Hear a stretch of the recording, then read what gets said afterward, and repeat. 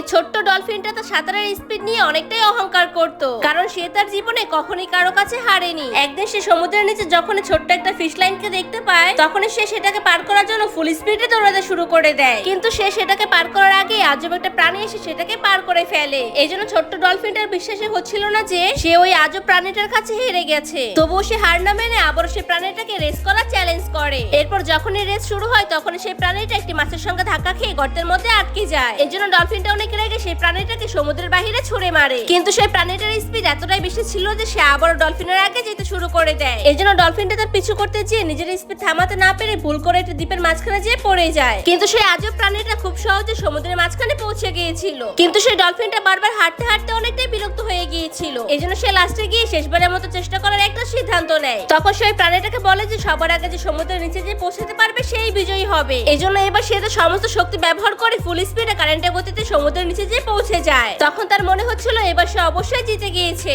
কিন্তু যখন সে পিছনে থাকে তখন সে অবাক হয়ে যায়, কারণ সে সমুদ্রের প্রাণীটা তার আগেই পৌঁছে গিয়েছিল। এটা দেখার পর ডলফিনের অহংকারটা ভেঙে গেলে সে বুঝতে পারে সমুদ্রের নিচে তার থেকে দ্রুতগামী প্রাণীরা বসবাস করে। যাওয়ার আগে বলে যাবেন আপনার ফোনে কত % চার্জ আছে।